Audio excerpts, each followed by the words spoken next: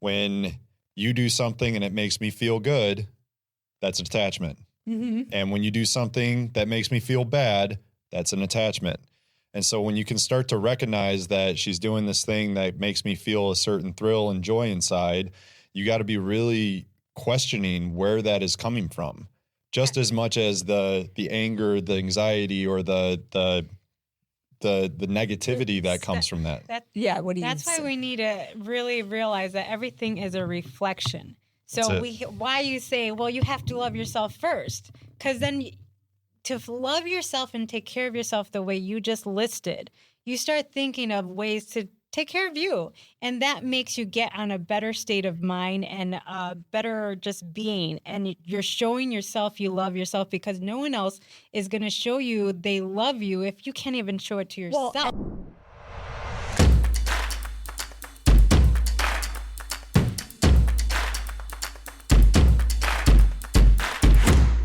All right, so we're going to go into, right now we're talking about masculine and feminine energy, and not necessarily between the man and the woman, but more of the energetic stance. And Christina was we were just talking about before we started the podcast here, was a previous podcast that I was talking about the masculine frame and how she was interpreting it one way, but now is deciphering it in a different way. So can you start off with what you were saying? Yeah, so we just released, I think, episode 17 of Remember You, and we were talking about the frame that a man holds in a relationship. And when I went back and rewatched the episode, it made me rethink how I was interpreting what Justin was saying, and it brought me back to one of the laws of the universe, which is the law of gender. And that's not something where you're saying I'm putting a dick between my legs and I'm a man, and I have a vagina between my legs and I'm a woman. I'm talking about the energy that we bring to this earth. And when we think about masculine energy versus feminine energy, the way I thought about it, Justin, was the frame that you were talking about was a masculine energy, whether or not you're a man or a woman. But if you hold more masculine energy, your frame is to protect and to show up in every possible way to create a safe container and space for your significant other or whoever you're partnering with. So let's just say you provide the house, that frame, right? And then the feminine energy then gets to go out and create, because creation is what feminine energy is, whether it's creating life, whether it's creating a beautiful home, whether it's creating something artistic, whether it's creating whatever it is. And we each hold those energies in us. Some people are way more far to masculine energy, and some of us are way more feminine. Some of us are somewhere in between. And then when we talk about soulmates and like how we match, we're talking about the law of gender. Mm-hmm. So we find people who are our yin and our yang. And so there's always somebody out there for you when you have that matching energy. So say I'm 60% masculine, I need to find somebody that completes me that's 40% feminine energy.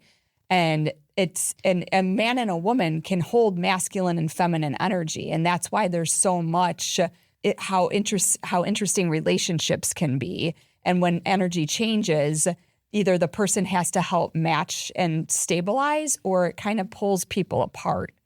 I think the thing that came to mind when you were talking about that 60-40 ratio is that in modern day society and the feminist movement and corporatocracy and having to work to provide your own means and be the provider and the nurturer at the same time, both men and women have to take on these roles, but it's different ratios. But where the things get lopsided is that when a woman has to be more masculine than she needs to be, and when a man starts to become more feminine than he needs to be, where there's a place and time where I need to sit and listen, but then there's also a place and time as the masculine role or the majority or the man in a relationship.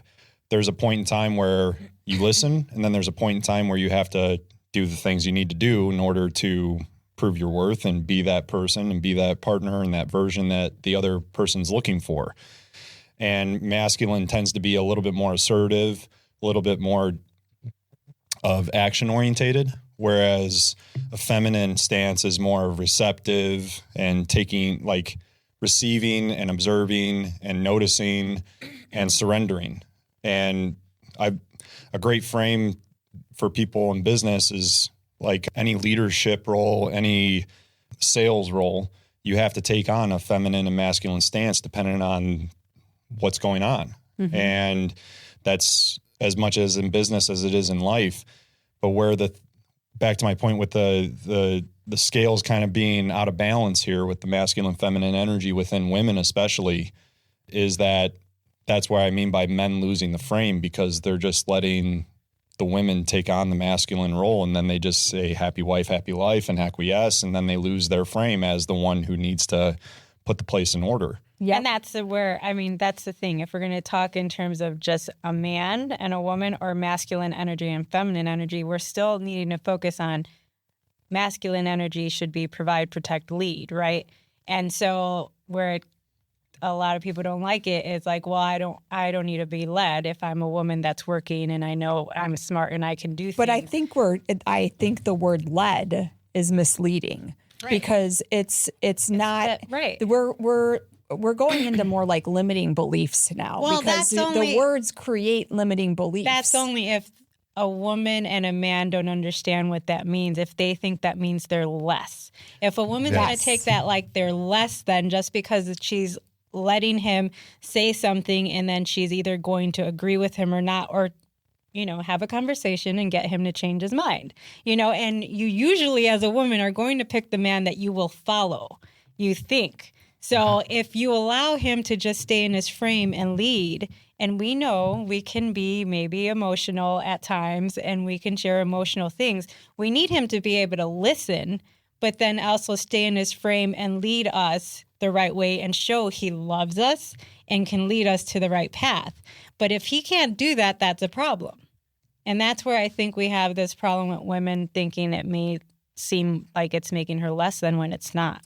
Well, and I think too, it's like if you this for 1 second, think of it as instead of like a man and a woman, like the gender, and think of it more as like a partnership, right? So it could be 2 men in a partnership. It could be 2 women in a partnership. Like that still has to have that masculine and feminine energy. Just to make it simple, we can just say a man and a woman, just to make it simple. But I think for the listeners, we have to understand that it's this energy we're talking about. It's who's taking on those roles. Well, because let's think about this. This is biological, I think. It's not just, it's just we as women would like to create and relax and have someone lead us. So if there's 2 women together, I don't know how that's why I think it's for them to figure out. But this is where I'm coming from with biologically speaking, we as women want to relax, and we are also the ones that can have a baby and can have that issue. Another thing, do what you do as long as you don't impinge upon somebody's freedom. And it's like, I can only speak from the perspective of being heterosexual and into the opposite sex. That's a different world. Like I trained gay clients and they talk about one of their nephews or nieces turning trans. Yeah. And he goes, I got no advice to give this person. Yeah. Because it's a different world, a different perspective. And it's like, that's the truth. So in regards to what we're talking about here, it's like, I can only speak from the perspective of understanding what you're talking about. But this is also about remember you, right? So and I think they take on that energy. Like if it's a same sex, but they do have the roles. That's what they I'm do saying. Take on that. They do. Right. Yeah. They do. So, but basically speaking, they can figure out which one they are from what we're saying. And I think as we go deeper into this, listeners, it's also about remembering you. So we're going to talk in some of the episodes coming up about hypnosis and past life regression. And I believe that you bring those energies with you into the new life. And so you might have been a man in your past life. I might have been 40 women and 30 men, whatever. But we bring that. So how we come into this world, we bring a certain level of masculine and feminine energy with us. Absolutely. Well put. That's what I'm trying to say about it. Okay. Makes sense. What were you talking about previously before she was bringing up that point? Just the roles and why I think biologically speaking, we as women want to relax. Yeah. We don't want to have to do so much, and we don't want to be the man. And so, but if we pick correctly, we can do that. That's where I think like to each his own. A woman can take on a more masculine role in certain aspects, and the man can take on a more feminine role in other aspects. And there's no wrong or right in that. But in terms of like the natural order of things, like where it's like you want to settle into your femininity and you want to be, this is where I was going to go with it, is women are loyal to their feelings. Men are loyal to the mission. Yes. And that is, that's a feature. That's a feature. So if the man is structured and the masculine is in his stance and strong frame and structured, you're free to bang your head against the wall and dance and jump off and go all around all you want with whatever your feelings are going to do. And I don't mean that in a like disrespectful way. I mean that in like you're free to be in your feelings and totally feel that, because it is a strength. Yeah, it's the spiritual connection. If men understood this about women, they could keep frame, listen to her and her emotional thoughts and feelings, because we're going to have them. Yeah. Listen to her and respect what she's saying, because if you want to be with her, you got to care about her thoughts and feelings. And however, whatever you did to make her feel a certain way, respect it, acknowledge it, and say how you're going to do things differently, like how Hope said that story about looking at someone else. You know, if a man can do that for his feminine, and then they can lead and show, I love you and I'm focused on you and I'm going to understand and respect your feelings, and then we're going to move forward because I want us to be together and I want to lead us in the right direction. That's how you stay in frame as a man. When you're listening to a woman, even though she's being emotional and whatever, if that's what they want to call it, you know, then he can just lead. If he makes her feel good. And the reciprocation here is that you're being mirrors to each other. So if you're coming emotional to me and crying or upset or overly excited, you know, you're in your feelings and you're expressing it. But as you start to see the reflection of you poised and positioned and not judging you for that, you start to feel safer and you start to actually embody more of a discernment towards your feelings. So you're not so driven by your feelings and so controlled by your feelings. And this is where society is, I see, getting out of balance, where I'm going to put it this just in a controversial way. When you give women the control and their feelings are riding their behavior yeah. and they're leading with their feelings, it's going to cause chaos. So it's instant gratification. And then it's we were talking about your mom. Do you want to share that? I don't want to put you on blast there. I don't know if I want. Okay. I don't know. What did I say? It was in regards to making. This was like a trauma release. Yes. It was a release that I don't remember. It was in regards to the divorce. And like she made a decision. Right. And now it's I'll like. just speak generally. Okay. I think women don't understand, you know, they get maybe emotional in marriages and maybe unhappy. And I don't even know what happened with my parents, really. But just thinking of that, and if women are going to decide to divorce, let's say their husband, and then later on they want to retire or be relaxed, or they didn't even want to struggle to begin with, they have to understand what that will cause. You're leaving the man that can be there and provide, and that's going to, you know, work for 46 years. Women don't want to do that, or aren't able to. But men can work very long periods of time. And so if you think of that long term as like just leaving a man and then never even thinking of remarrying and having security, you have to think of just providing for yourself, which is a difficult thing for a woman. So if we're not thinking long-term as a woman, and let's say we divorce and then we get upset later, he's able to retire, he's able to have a pension, he's able to have Social Security, he's able to have all these things. And in divorce, women can be asking for these things. It is laid out that they can get a half of whatever in pension or Social Security, but some women will just say no because they're in an emotional state. So think of that. If you're in an emotional state and you want nothing to do with him and you want nothing from him, but what does that look like long term when you do finally reach the age of retirement and you have to take care of yourself? Well, and I think if we bring this back to the laws of the universe, what I hear you guys talking about is very simple. And I wrote a few things down. But if we go with the women have feelings, that's kind of where they're always coming from. There's a way that as women, we need to understand that our feelings are our power. Yeah. And so when we get our feelings, what you're saying in a different way is when we get our feelings under control and we are more balanced, which bring us back to the law of polarity, and we see both sides and we're not on one end of the spectrum. Mm-hmm. We're not really angry at our man because of some whatever they looked at another woman. I don't know. We'll go back to that one. Yeah. Or we just don't give two shits and they can look at any women that I want, or he could go do it. But wait, it goes back. It goes back, right? So you have to say to yourself, "Those are my feelings. I need to bring them back into balance. I can't be too far to the left or too far to the right."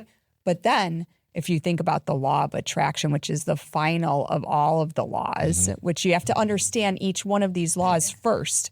The law of attraction only comes once you've mastered these other 13 laws. And to do that, you need a man and a woman. The woman brings the feelings as if the wish was already fulfilled. The man brings the idea. But that's the thing you have to think about. Ideas and feelings. Women's feelings can be in a negative state. What is in her brain of what her life has been? That's why life is a mess. Why? Yeah. Right. Why we're discussing this. Together you have to. Because women can attract these situations just by what they're thinking and feeling or what they embody from past lives, present life experience. Whatever you're embodying, you're attracting, right? So she's attracting the situation that she's going to react emotionally to, right? And if he doesn't stay in frame and show her she's wrong for whatever she thinks is the situation from the past or whatever she embodies about what she thinks about men negatively, what men think, all these things. If she can't go past it, of course she's not going to attract a positive thing. So she's going to attract a negative emotional thing. And then he needs to stay in frame when she has to address it. Well, and that's why we are lovers of hypnosis on this podcast, because it's the way that you manage your mind and your belief system. So if you're believing and feeling and thinking all of these ideas and the relationship that you're in is continuing to push you down that route and you can't yourself pull yourself out of it and manage your feelings and ideas, then you're never going to find the right person. So, but people need to be aware that they are controlling what's happening to them to even get to that place. To even think, well, it's me. I need to change my thoughts. I need to change my beliefs. Man or woman, it is that you are the creator of your reality and who you're attracting. And bringing it to all of our experiences here, from what I understand, is we didn't have the strong, stable, secure masculine frame in our lives. I had the masculine frames that, yes, exuded some masculine traits that I respect and that I carried over into my life. But then also I picked up some bad traits in terms of like not holding my frame, how to be, reactive, emotions, reacting out of anger and all these types of things that weren't poised and like really, I wasn't self-aware, and I didn't have the masculine frame around me that was self-aware to the level that I would hope my son grows up into, right? Mm-hmm. And so same thing, I think, with all of us. What I'm trying to get to is we didn't have the example growing up, so we had to live a life of chaos to some degree because of that. I don't think it's the other way around, where you look at the statistics of like when children grow up in single family homes and it's the mom raising, there's a lot more chaos and they're more likely to go to jail. Mm-hmm. When they grow up in a single father home, it's a lot less chaos and a lot less likely to go to jail. And that's not like to point the finger at women. That's to point the finger at men that they're dropping the ball because they are the ones who lead the way. That, like you said, you're with a man that you look up to, that you want to follow in many ways. But at the same time, he cannot lead without you leading him in ways that he can't see. And it's this yin and yang that is absolutely required. One cannot go without the other. And so what would you say for our listeners here? What can they do? Say I'll give an example. Like say I'm in a relationship where I just feel like I cannot stay in it any longer. and we're lots of fighting, lots of anger, lots of pushback. So what do our listeners do that are at that stage? Because we've all worked through this. I know what I did, and I can share that with these listeners. But what would you guys offer up as advice to get into the right frame of mind? Well, at first, I think you need to start off with, you both chose each other, right? So I'll give an example. I keep seeing videos that people don't seem to want to understand the woman's side. An example is a woman's going on a date with a man. He goes to open the door for her, but 3 other women come through the door, and he, of course, doesn't not hold the door for them. He opens it and keeps it open for them and waits for her to. But she was so affected by this. She was upset that he held the door open for them. Okay, pause for 1 second. Yes. So that is a frame of mind. Right. That's why we got to realize this. People are coming from their own perception. And no one wants to understand that women have sensitivities, just like men have sensitivities, but women voice them emotionally to their man. And their man needs to be able to stay in frame and realize, I care about this woman. I'm going to tell her, that didn't mean anything. I care about you. But no one does that anymore. They get defensive. Like a man can just get angry and yell at you and say you're wrong and get defensive and like, cold. Why are you being crazy?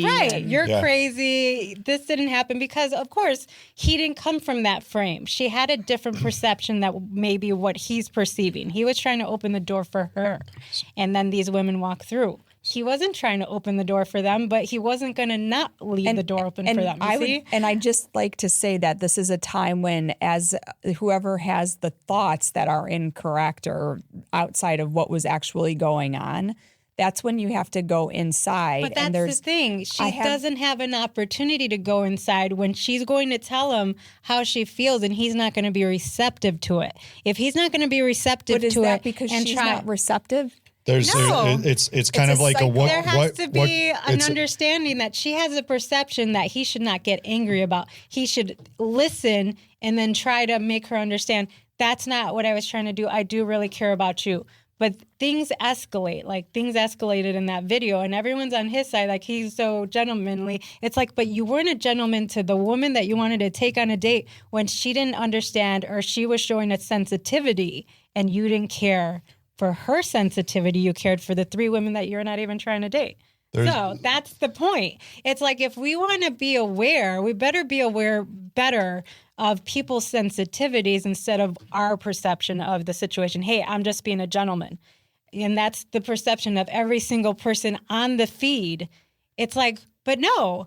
Are you caring about this woman? Do you really want to understand her? Then understand her, because all women have sensitivities. I'm going to say one thing about it. Okay. If you're in this situation, I would ask every listener to do 3 things, and I call it the 3 R's. It's to recognize the emotion that you're having, to feel it and release that emotion, whether it's happy, mad, angry, whatever, and then replace it with something that serves your higher self better. But not everyone's that aware. So that's the problem. Was it Neville Goddard's Power of Awareness? And he said in that book that these concepts that we're talking about right here, the spiritual concepts and the far beyond what you're seeing physically and what that video is stating, 1 in 1 million people will actually get. It's very far and few in between. And this is where you got to constantly, do the work, continue to read, continue to listen, continue to reflect, continue to do the 3 R's. Care about each other. And more importantly, about yourself, most importantly. Right. It's really, that's what I want to get across to our listeners. It's yourself. It's your own emotional regulation. And when you can figure out, like, we'll go back to your example. Mm-hmm. As the person who is angry about him holding the door for 3 people, how you can't assume that he's always going to be there. So say he said, "Oh, I really understand your point of view and I'm here to support you." She would receive that a lot better and she would be happy. And that's our point. But the thing this doesn't happen all the time in life. It's because you're challenged every day in every way to learn more and more. And so you have to learn how to be able to emotionally regulate yourself, because there's never going to be always a perfect situation, a perfect person. And that's what we're talking about here. In relationships, that's where you get to emotionally regulate yourself. You get to have the conversations with someone that you should be able to trust. But if they're not going to be open to, you have a certain perception of something that's not right, and they're just going to quickly get offended and defensive and cold, and then that's a problem. And that's why staying in frame, understanding there are emotional sensitivities in people, and I'm going to be receptive because I care about this person, and we're going to work through it and discuss it and then do better, just like the Hope story. You know, he didn't say to her, oh, you're crazy, oh, you're wrong, oh, you're... No, I acknowledge your feelings, and I'm going to try and do better, is his response, right? I'm going to try and do different, because it's not even about doing better. It's like, I'm going to understand, but I'm going to make you, like, he does this thing where if he notices someone is feeling, you know, not so good, he knows a way to make her feel good. So what is it? By, What's you your know, thing? like when it's just the way you acknowledge, like Sure. to make her realize that you care about her. Share it right? with the listeners. I mean, what's your advice? But it's, you and know, give us an example. it's discernment, right? You have to discern so- when's the appropriate time to do But it, what right? does that mean? Because Yeah. I think a lot of, you're saying if it's 1 in a million that can do this recognize, release, replace, and understand what's going on, then our listeners are sitting here saying, okay, so then help me be able to have this practice. Mm-hmm. So what is it? I think first and foremost, you got to look at everything from within. You can't recognize anything without or outside of you without looking in the mirror. And I'm going to say this, I think the biggest deficiency that people have, and especially women, is if you can look at yourself in the mirror, eyes deep within, literally in the mirror, and say, I love you to yourself. No, most women can't. 9 out of 10 people can't. 80% of people And do what's not that believe about? that. 80% of our listeners do not believe that they are worthy, and they do not believe that they love themselves. And that's why I went into hypnosis, because I am here to tell you that you changed your language and you start to really love yourself and do what Justin's saying. Look in the mirror and say, I love you so much. I am worthy. Those words will change your life. And this is what we discussed the other day is self-worth. Like, you don't need to base it off ego. You can realize, because you can't just say I'm lovable and I'm worth. You have to feel it. You have to realize why. Start looking at what's so great about you. What do you do that's amazing? And start really assessing, what do I do for a living? Do I help people? You know, well, I think most do I of make it a is difference? and this is where we're coming into this whole split of the earth, right? Staying in 3D or going to 4D. It's understanding how you are either service to self, which is an ego-based thing, or your service to others. And then you can have your self-worth, and then you can love yourself. And you don't have to say, I don't love me, because I don't understand why someone wouldn't love themselves. But go ahead. Hurt people. Yes. Right? So anytime you are witnessing or observing a situation where somebody's lashing out at you in a way that seems negative, unpreferred, whatever you want to deem it as, angry, if you can control your state in that situation, you start to morph and change your reality then and right there. So like how you would, these things happen with like straws on a camel's back. Like the first situation, you're going in as David versus Goliath, and it's scary as hell and it's hard. And you got butterflies in your stomach and you're going against this person. I'm speaking personally, like with, you know, my son's mom used to be that person that I was emotionally like, did not want to get into an argument with, and I avoided it at all costs. And then at a point, I just started trusting in myself, loving in myself. And as a result of that, the conversations got easier. They got more receptive and there was more compassion. And now we're actually parenting better than we ever have before because I changed. Yeah. Because I focused on myself and I focused on the self-love in a way that you could have looked at me at 20 years old and go, yeah, this guy loves himself. Maybe he's a little arrogant and cocky. But I was blind in many spots in my life. And so the work is continuous where you're never going to reach a point of enlightenment where you're like, I'm done. Yeah. Good. I'm self-aware. I got it all. I love myself fully. There's no problem. But you can also reiterate that and exercise that and go, I do love myself. There is always constantly work to be done. There's always going to be something to develop. I mean, and it goes back to yet another law. It's the law of infinite compensation, which means that everything that you're doing, you're never going to be like, yeah, I'm done. There's always an outcome for whatever's going on, and it's going to go on infinitely. Yeah. And so there's always a learning experience there, and it's how you react to it. So to reiterate, when you're asking me, what do you do in these situations? And you can't emphasize this enough. It is love yourself, self-mastery. Look at yourself. If you can say, I love myself truly and authentically, like that is the barrier that nobody can break. Nobody can push through. And then this translates into your health. You know, you're going to make decisions for yourself to not stay out late or go drinking, but instead you're going to go to bed early because you value your health and your well-being and you love yourself.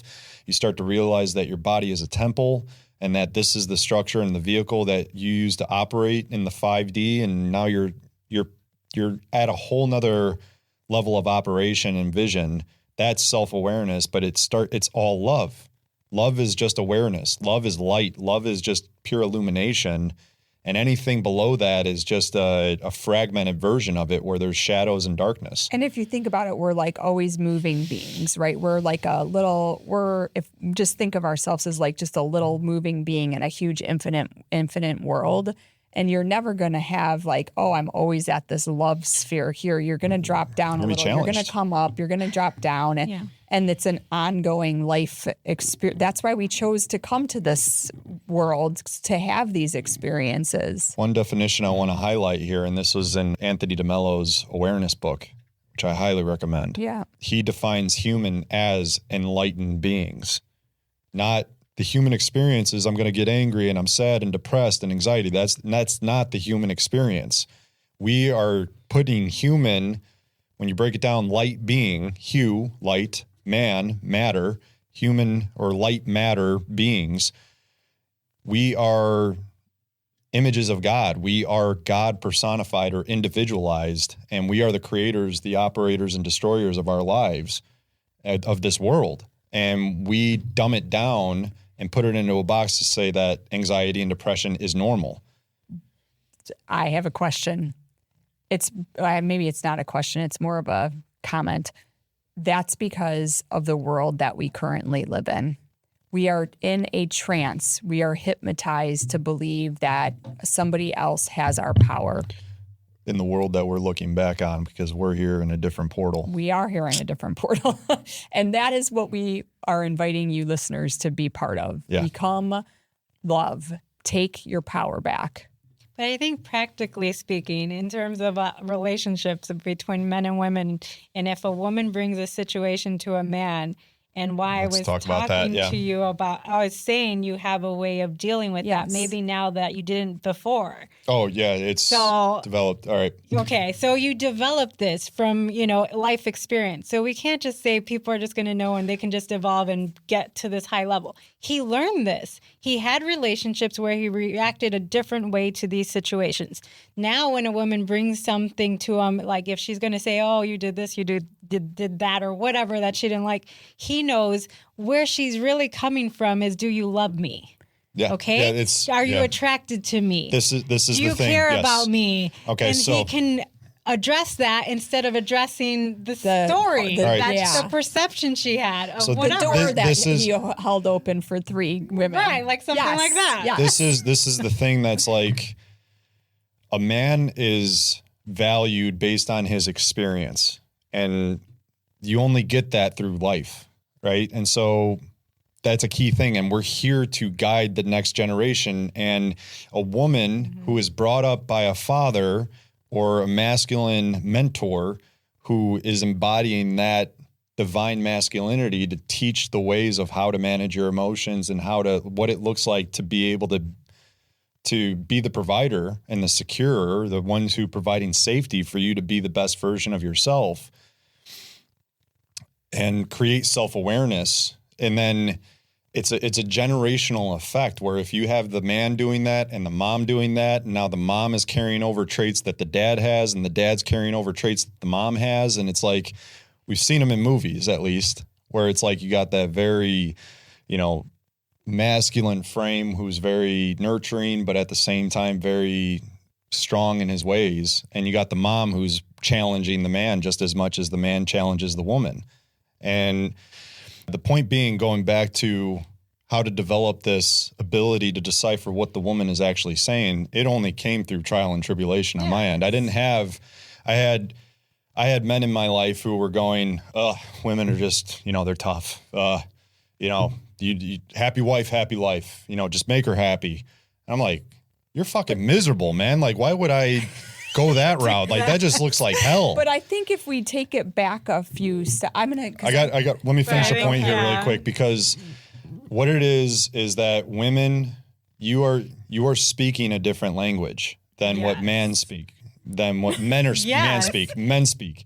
Because I like it's that quote. The whole Man literal. speak. Because we're speaking from like rational, like this is red, this is blue, literal, this is what it is. literal. Yeah, very literal, Very. right? And we're masters of this third dimension. We've mastered it. Y'all are on the fifth dimension, far beyond that. We have a more of an intuitive way of. Yeah. And so you're speaking in feelings. So it's like you're trying to decipher feelings that can't be interpreted for words. Words limit the feelings that you're experiencing, right? So now we're trying to get up to your level and you're trying to bring it down to our level, and it's just not meeting. So it's frustration. When your point is that you're not being seen, felt, or heard. So you're not feeling the love, and you're reacting either out of anger, frustration, sadness, or something of that lower frequency.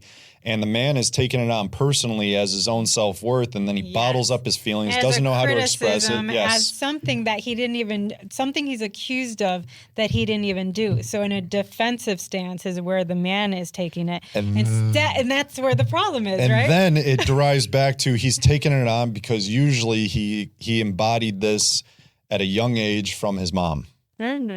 Or his dad, or a combination of the two. And so that's where the cycle repeats until he breaks the cycle and realizes that it was not him who was the problem. It was the individual not being able to express themselves and take out their emotional lack and lack of self-love out on the person as a child. And then they embody that as adults, but we're really just big children trying to figure out. Go deep here. I know, but so the point being, to wrap it all up, to give the mic to Christina, is that women talk in camouflage, and you got to be able to see the camouflage. Yeah, and then you just got to care about her. You like and if you stop trying to figure it out and you just get receptive and get and men, the more in tune you get with yourself in spirit and heart and mind, you start to get to their level of language, and now they start being seen, felt, and heard at a level where it's like, oh, okay.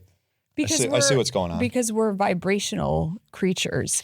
So I'm gonna give, and you guys stop me as I'm going through the story, because I think stories and metaphors help people understand. Yeah.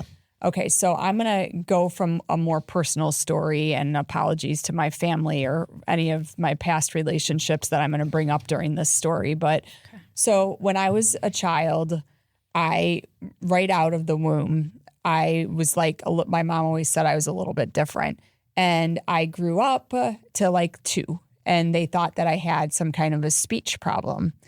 And so my parents were super young. They didn't know what to do. So they kind of just watched it. And by like 2.5, 3, I still wasn't really talking, but I would walk around pointing and hugging people. And like, I was now looking back, I was doing more of a feeling and vibration. I didn't understand why these people used all these words, and I still don't. And I'm actually surprised I'm doing a podcast like this. I think I'm finally finding my voice of like, to be able to share these vibrations with people, you have to share your voice. And so I walked around pointing at things, hugging people, or getting mad when they were mad or whatever, and I was mirroring them. Finally, I started to learn my words. They think I'm from a different planet. Some of the things I say and the words I use are always wrong, but it's just how I am. I came down here, I feel like, to help people understand that we're all functioning on a vibrational level. Yeah. And so I had to go through all these things. My parents were young. My dad was strong. He had this frame of, I'm going to protect the family. He was always working, never there, because he was providing for us. And that was the only way he knew. But my mom let her feelings go too far. So when they were together, which was few and far between that I saw them, but when I did see them, they fought a lot because my mom was always angry or frustrated because my dad wasn't giving her the love or like that, the attention, and my mom is she's working on this, and I love her to death. She loves us with so much love, but she was always very like judgmental of every situation. So it would bring the vibration down in our house. And so as I was growing up as a kid, I was always in this like, what is wrong with this? We're supposed to be like loving each other. And like innately, I knew that like love was where we were supposed to be. And why was all this fighting and anger happening? And so I would shut down, disassociate. Right. And so then I learned those things. Yeah. And so then I went into all of my relationships as that angry woman. Yeah.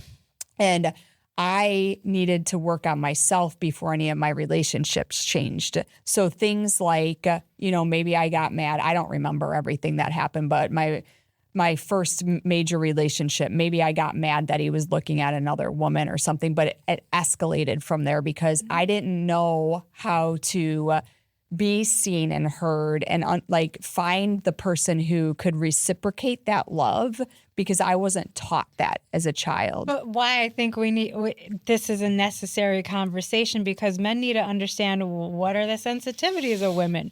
What do they need to feel? They need to feel loved. They need to feel secure. But if the woman doesn't feel loved, I didn't love myself. I hated myself because of the way that I viewed the world. Right. I came in viewing the world in love, and I was changed. My world changed at some point in my life, and then I had so much hate for myself and so much I was so I did all these really risky, stupid things in my teenage years because I just did not love myself. And then all of that attracted everything that I had in my life. And that's the whole thing. It's the same thing with men. Yeah, it's the same thing with men. Like I was attracting women who didn't love themselves because deep down I didn't love myself to the capacity of attracting the person who loves themselves. And so then the question becomes is and I've done this. And let's define not loving yourself. You were unaware. You love yourself, yes, and we can acknowledge that there was parts of us that we love ourselves, but there was undeveloped, unaware parts of ourselves. That's what I mean by love. When I say love, and I say this to the people that I work with, and my girlfriend, my ex-girlfriend, when we were talking, I was like, when I say love, it means I see you. That's what it means. You're interesting. I know, I don't think a woman wants to hear those. No, things, because okay. it's you gotta get clear with your definitions on the feelings. Like if you're being love. Here's another controversial take, and this is again from Anthony DeMello's Awareness. What you think is love is actually just attachment. That's what I was just going to say. You were on my same vibe. Exactly. And that's what people want. They want to feel attached to another person. You want to be in union with another person. You want to be seen by another person and feel like they like you. That's what you think. That now you're codependent, though. You are codependent. So, and I'm going to tell you. So let me finish the story. Yes, please. Because I went in and I had my long-term relationship that I was married for a long time, had 2 children with my ex-spouse, and that is when I grew the most because I kept wondering, why are we going through these same cycles? And he was angry all the time. I was making him angry because that's the only thing that I knew how to get attention. So anger equals attention. Anger equals attention. That's what he mentioned before. And so if I wasn't angry or we weren't fighting, then I didn't feel seen. I didn't feel heard. And I also was in this subconscious cycle of thinking that was the only way that this is how relationships worked. And so then I started doing things for myself. I started working out. I started going for massages. I started leaving him at home with the kids so I could have girl nights out, do different things because I was like, why am I so unhappy? I have the perfect life. What everybody says, you have your little house with your white picket fence and your 2 dogs and your 2 kids, and we both have good jobs or whatever, and things are supposed to be amazing. And I kept asking myself, why are they not amazing? we have this love, we have this attachment. We were totally attached in the wrong ways because we weren't healed. And Right. what it looks like in that scenario, attachment, I think you got to be really honest and willing to take responsibility for everything in your life, not just when it's convenient, but every single thing. And what I mean by that is when you do something and it makes me feel good, that's an attachment. Mm-hmm. And when you do something that makes me feel bad, that's an attachment. And so when you can start to recognize that she's doing this thing that makes me feel a certain thrill and joy inside, you got to be really questioning where that is coming from, just as much as the anger, the anxiety, or the negativity that comes from that. What do you That's why we need to really realize that everything is a reflection. So why you say, well, you have to love yourself first, because then to love yourself and take care of yourself the way you just listed, you start thinking of ways to take care of you. And that makes you get on a better state of mind and a better just being. And you're showing yourself you love yourself, because no one else is going to show you they love you if you can't even show it to yourself. Well, and that is why one of the last episodes we had, I talked about how when you change and when you start loving yourself, 99% of the relationships fail because the other person has a hard time staying in that container with you. Because they're stuck down. You're too bright. You're too light. That's interesting. Yeah. Well, it takes the two people to see how they're going to work that situation out. If that person goes, decides to move up with you, then yes. Right. But a lot of times they can't because they haven't done the inner reflection. Right. So there's it's about alignment. It's not about attachment. And that's why we got to keep in mind that we're living our lives and nothing's wrong. We are living our lives and we're connecting with different people on a daily basis. Mm-hmm. We got to be open to whoever comes in and however they come in, because they don't need to be a husband. They don't need to be a wife. They don't need to be a girlfriend. They can just be a friend, and that's okay. That's right. And actually, that's really important to say, because that could actually maybe save a relationship because you're not looking for that one person to always meet every single need. Right. So if you can be more open to allowing other people in, that will help elevate and even things out. This is a path of learning and evolving for all parties. Yeah. You don't know what's going to unfold. But this goes back to why we really need to stop putting laws and rules and words in place, because I believe that marriage is was created as a jail. For I know everybody can kill me for saying this, but no, I know where you're going. Marriage is created by a lower vibration to keep people, keep people merged in a union that doesn't work for them. Well, if it goes to that place, it works for a societal norm that keeps you in a box. Exactly, and think about can you look up what the word where it came from? Marriage. There's think of where that word came from, and then why we put laws and regulations into all these rules. The universe doesn't put these kinds of rules. They don't have word. The universe never gave us words for this stuff. Now, again, referencing Anthony DeMello's awareness, he goes into the word is not the thing. Yeah. Right? So the concept, the idea gets you to the very front door of the thing that you're trying to experience, but then you have to disassociate from the word and the definition and the meaning to actually experience the thing. So he goes into the definition of God. He's like, God, the word God is the last thing that's going to hold you back from actually experiencing God. Mm-hmm. You have a preconceived belief. Exactly. Of what it is. So it needs to be a certain thing when all that is that and will ever be has no bounds and has no definition nor word to describe it or him or whatever you want to describe it as. Well, that's where you can, as you let go of the words and these ideas that the words bring into your head, and you go with more of the flow. And you choose every day to show up for each other and grow with each other.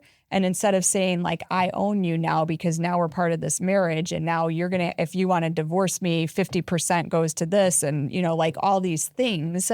I guess then, I mean, and actually this would be an interesting idea. Like, I'd like to hear from you, Michelle, because when you think of a marriage, wouldn't it be better to, if you're committed to the person and you are truly committed, put something together as like a trust where you kind of commit each other in a whole generational way? And then if there is something that, you know, we decide to go our separate ways, you still have to stay committed to what you created. That's a nice way. But see, and that's the thing why I think people need to be careful with their words, their thoughts, their feelings, because we all go in with the best of intentions, but we don't know what the other person is really feeling, thinking, or saying. And with people not saying the correct words when something arises that makes a situation difficult, that can, you know, cause disharmony in the relationship.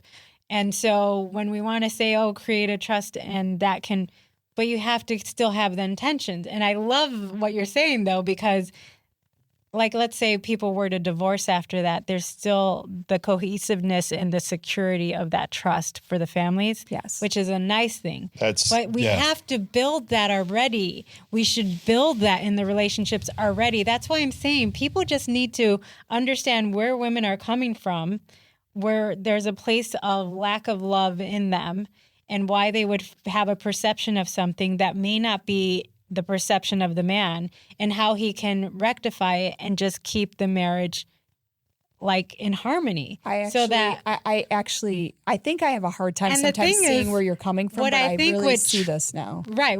But I think with trust is that shows the ultimate security and commitment to a wife. Absolutely. Yes. That's why I think marriages should do it, because a man is struggling with not knowing how to make a woman feel secure in the marriage.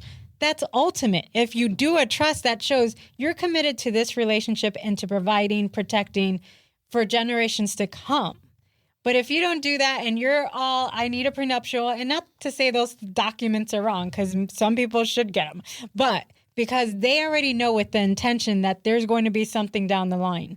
But if you go in without that intention and you're really sincere in it, that is the ultimate way to show the love a woman. Yes. And so that's security, right? Trust in and of itself is the most secure vehicle. And that's why people need to come talk to you to do this, because I believe that is the man's frame then that you stay within. That's the masculine idea of where are we going? What are we going to do with our generations? How are we moving forward? The ultimate way to show love. And that's why I say, but it all starts with conversation. If she ever comes to you with a thing, you still have to stay in the frame and understand, I still love you no matter what you're saying over here. And I understand where you're coming from, because it's coming from a place of not feeling love. Because I think it's not a coincidence that most women have these situations that they can feel like they need to come to a man and tell him, I think you did this, or I felt this way when you did that. It's because we are in a place of we need to feel secure, and by your actions, we sometimes don't feel secure. And so how do we rectify that? And how do we take care of ourselves? But how do you take care of me when I'm doing that? So women, you have an innate ability to pick up energy and body language at a level that we don't. Right. Right. You're born crazy. with it. You grow up with it for your survival. Whereas a man grows up and uses his brute strength and his force to be able to get ahead. And this is the thing, like, where you need both sides. You can't, just back to my point with somebody who's in a same-sex marriage or relationship, I can't relate. You got to be able to bring your side to the story of this situation. Like, a man can raise a boy to become a man. The woman certainly helps in that process, but you only experience a part of it. And I think it's part of the man's duty to teach the woman the perspective and experience of the man and what they need, just as much as it is the woman. That then in turn allows the woman to be able to express herself and her needs. It's a push and pull. It's chicken or egg. Like, they both come. There's not one or the other. Yes. Or what comes first. Right. But it's the idea. But there's certainly, like, when I look at you two are unique in the concept of, like, you're taking responsibility, you're owning your stuff, and you're working on yourself to create the life that you want. And that in turn is shaping the men around you. And I'm going to say this for the men listening, it's like, it's your job to accelerate that and take on responsibility, because it's a force multiplier, because the woman's looking to you to read the energy and read your frame, because she's still going to have her feelings, and it's still going to be something that, as in tune and as spiritually and self-aware as she is, she has more feelings and is more in tune with her feelings. And she's got a cycle that goes up and down throughout the month that men don't have to go through. Mm-hmm. It's a different, you're going through waves. Yes. Men don't go through that. And that's a whole nother thing to handle. Well, and that's, I think, a whole nother that is another podcast we could do, because I can't remember. I was listening to somebody else, and they were basically saying millionaires don't read their horoscopes, billionaires do. And what does that mean? It goes to what you're talking about. Connected. It's all connected.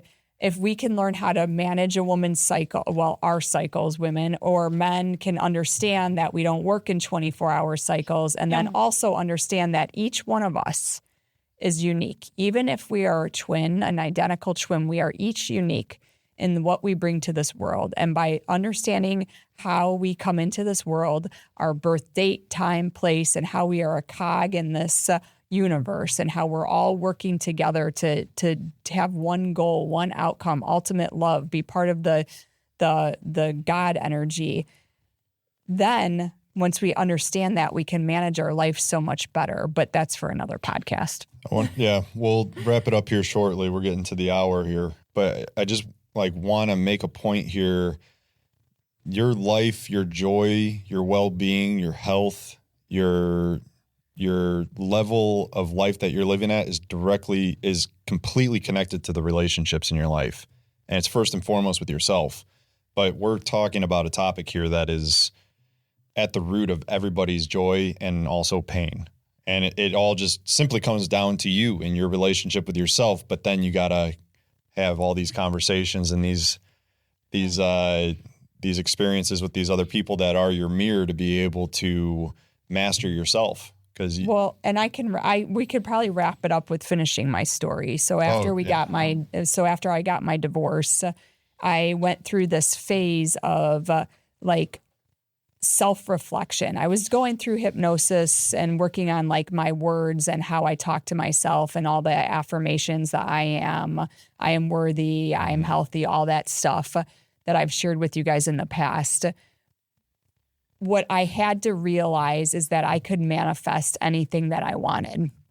And I worked through that with the hypnosis process, understanding that all of my thoughts and the person that I wanted to be with wasn't a name, wasn't like this, Jake or John or whatever. It was a feeling, and it was an idea of what I ultimately needed in my life to continue to test me and continue to make me grow as a person. And I manifested my current husband, and we have a great relationship. It's all about how I feel about myself, though. And I even notice when I get low, because I do, that he kind of goes into the low place with me. And when I can do my recognize, release, replace, then I can bring our relationship back up. But it started with me. And it started with me realizing that my fighting and getting angry and saying, I'll use his travel. I hated that he traveled. And I would get really, really frustrated and mad. And because I felt unsafe. I finally realized I was unsafe. And when I realized that, now it's like we do our separate things. We are happy when we're together, but we don't look for that unhealthy attachment, or at least me, and he's the same way. We don't look for that unhealthy attachment of always having to be with each other. It's there to serve you. But did you really feel unsafe just because he wasn't present, or was it some other insecurity rising, and did you really have a conversation about that? Well, it was. We had a whole conversation. So I think Jenny was on this show before, but I worked on EFT, some traumas that I had went through age regression hypnosis. I was doing a lot of trauma release.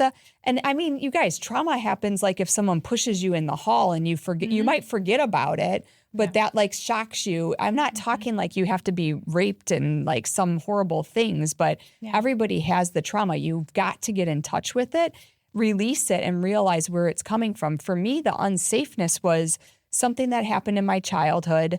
I realized it in an EFT session, and I was able to release it and rewire my nervous system. Yeah. Because I felt like when people leave, that they'll never come back. And so when he was leaving, I was feeling like really anxious and unsafe. Like I wasn't safe in my own body. So I needed him to be there to make me feel safe. And when I finally realized that and released it, I was like a whole different person, and it really helped our relationship. Well, but I believe there must have been, you let him know I feel unsafe when you leave. And there must have been a conversation where he says, you don't have to feel that way because I'm coming back. We laugh about this. You know? So we got in this huge fight, and then we had to get in the car 8 hours and go down to Memphis to see his daughter play softball. And we were fighting the entire time.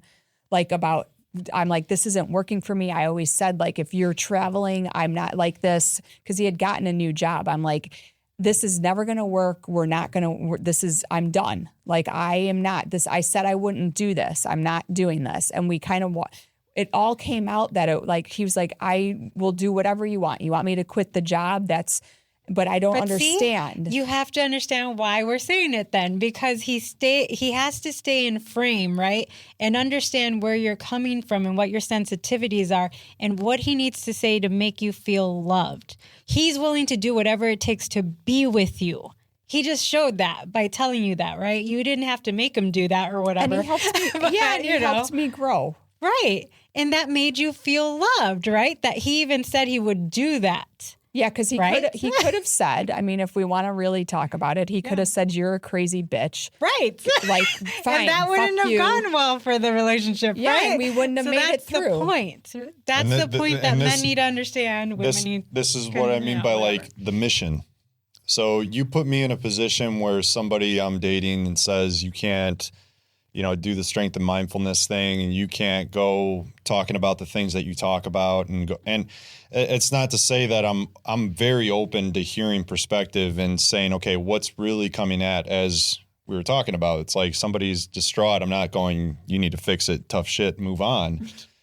But it's like when I'm clear on my mission, you asked me about this in the WhatsApp, like, what's your mission? I'm like, to preserve masculinity. To preserve and enlightened masculinity, to bring it to the state that it needs to be.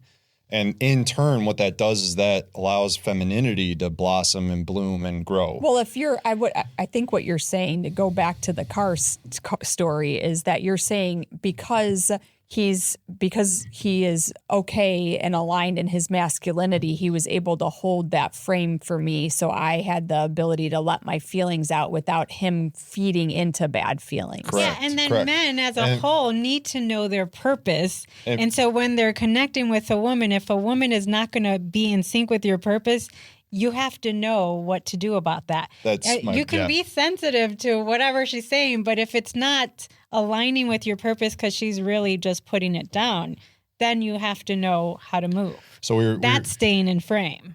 Yeah, and we were talking about an example where the man doesn't do the thing he needs to do to fulfill the mission because the woman is insecure, and he's going to leave the job for that. And so it can go both ways. Because that's true. What I'm saying about, like, I know my mission and my purpose and what I'm doing and why I'm doing it for. It's like, it's for my son. It's for the next generation. It's for the well-being of the world. And I believe that in my frickin' bones. So that's so true. But if I get a woman who comes into my life and is insecure about it and goes, I can't handle this can't happen, then now there's ways to work around it, to work together to make it happen. But then you got to really look at it and go, where is she coming from? Yeah. Where is this coming from? But again, and is she really for the mission? Or the idea. Yeah. The idea. You've created this idea as a life together, right? And so you continue to create that idea and move forward. And he asked me, he said, like, we agreed on this job. We knew what it was going to do. This is getting us to the next level of our life. Like, what is so going on? he's got the vision that reminds you, and you go, both talked about it. Yeah. And it was keeping in. So it came full circle, right? Yeah. It's like why we have to sit in our masculinity or our femininity and know where in the relationship, how you keep your vision moving forward and continue to keep those feelings, good feelings. Yes. And keep each other feeling secure in the relationship. So there was the other example we were talking about, your partner in law. Oh, yeah. His wife. Do you want to talk about that? Yeah, so why I talk about purpose and men needing to be in their purpose is because you can be in a field, like we were criminal defense, and we could have been hired for a certain client that was in the news. And so just having that all over the news and having the wife having to listen to that and having to feel like other people will know, and she didn't want that. She told him not to do that job. But I said to him, does she not know what you do for a living? I mean, we're defending people charged with murder. Mm-hmm. You're a criminal defense attorney. Now, this is going to put us all over the news if we did it. So I'm like, I didn't understand. And, you as a business want to have as much maybe publicity as you can get to get hired and all of that. So that's why I say staying in your purpose as a man. Yes, you need to show your woman that they can feel secure with you. But you're supposed to provide, protect, lead, right? And how can you do that if she's not supporting your purpose or your mission, right? If he's supposed to do that for the family, then you need to support him in doing that. If you can't support him in doing what he does for a living, then don't marry that man. So again, going back to the man is loyal to the mission and the woman is loyal to her feelings.